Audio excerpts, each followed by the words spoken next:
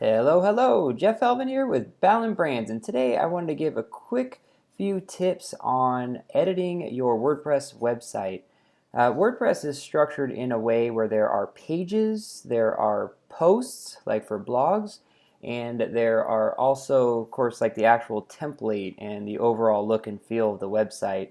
And so there are different elements that could be confusing to someone who's not in here, hasn't already been making edits and updates and know how this works. So I just wanted to kind of give a few, kind of some starter tips really on getting going. So the first thing is we have our website and then we want to log in to WordPress. So I will go to my website and then I do /wp-admin, and that would take me to the admin if I was already logged in. If not, it takes me to the login screen. So I'm going to go ahead and log in here.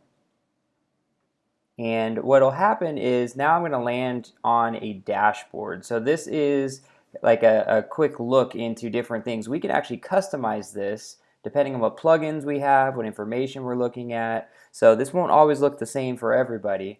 But what I'm here to show you is basically how to make edits to the site. So some of us, when we log into an admin, we start to poke around and try to find, okay, wait, what am I trying to edit? Am I trying to edit a post or a page? I'm not really sure.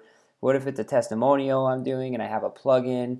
So there's lots of different ways to edit content on WordPress. So what I actually recommend doing is going back to the actual site itself. So up here, click on Visit Site. And what I do is now that you're logged in, you have this black bar right at the top of the screen that gives you some edit options. So for example, if I wanted to edit and I wasn't sure what it was, but maybe I wanted to edit a blog. So I click on blog and I go here to convert more traffic with pop-up offers. And this is the page I want to edit. This now says edit post. So this is actually one of the blog posts is what they're called. And it changes up here to edit post. But if I wanted to change, let's say, a content creation and blogging page for one of our services that we offer, up here now it says edit page. So just to show you an example, if I go into the admin and I click on posts, I can see, well, these are all of my blog posts. So if you happen to know that it is a post and what the title is, well, then it'd be quick and easy to find. If you know it's a page, then you can click on pages and you can look through and see everything here as well. But what I find is that most newer users don't understand that, how it's structured or whether or not it's a page or a post. So my recommendation again is to actually go to the website, navigate through to the page that you want to edit, and then simply click the edit page option when you get there. So this will take you right to that page to make the edits that you're looking for. Okay, so the last thing that we have is the actual website, what's considered the site identity, which would be like your logo and maybe some of the layout elements. So the one other option we have here is we have customize. So when I click on customize, this usually brings up these elements here on the left in order to navigate to different sections. So sometimes you'll see these little pencil icons next to the areas that you can edit. And other times, depending on how the theme was programmed, it may or may not look quite like that. So if I click on site identity, just as an example, I can see that I can change my logo. So if I hit change logo and I upload a new one, well then it'll update this. I can also see the site icon. So this is an option here to change the little image that shows up as what they call the fav icon. That also now shows up in the Google search results. So it's definitely something to pay attention to. Then I can go to colors. You'll see that the accent color right now we have like is this nice orange. So I could actually change that. Now I can see what it looks like. And depending on how this was designed, you'll see how everything that was orange is now blue. So until I publish, that doesn't actually stick. So I can actually play around with this and see which colors I like better. Okay, but I don't want to change that, so I'm not going to save it. Then we get into the header image.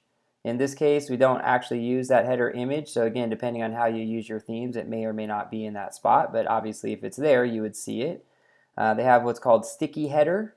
So what that is in this particular theme, I'm able to choose whether or not I want the navigation to stay up here on the top or not. So if I disabled the sticky header, then as I scroll down, the navigation disappears. But in our case, we want to keep the navigation there, so we have that enabled. Then we have menus. So you'll see here we have this primary navigation. So when I click on that, you'll see that this is our actual menu navigation. So I can edit that right here as well, because it's not just one page, it's on all pages. So it's usually a good way, a good rule of thumb to figure out whether or not, am I going to go make an edit on a page, or am I going to go make an edit in the, customize the actual settings of the website. It just depends on whether or not you see it on every single page. Would help identify that. Okay, so, and again, every theme has different elements. So this one has widgets, so we have different elements where it says reach new heights. So we have code in there that actually helps, but we can change the way that, what this says right there and work that out. We do have some custom styles since we're developers here that we've wrapped around it, so it's not, you won't see the same interface here. And then there's homepage settings that we can get into. And then there are specific theme settings that we can get into and some additional CSS. So theme settings is another spot that oftentimes you'll find something like these header and footer scripts. So when you have, let's say, a Facebook pixel or a Google tracking code, something like that, you might need to add it to a header or footer script. So a lot of themes have that built in for you right in that customized section. So that's just a quick walkthrough. Again, it's not a full start to finish on editing your website, but just a little quick tip to kind of help identify maybe some changes that you want to make and how to most easily access and get to those changes. So if you need any help with your website, WordPress or otherwise, we'd love to discuss with you. You can reach out to us.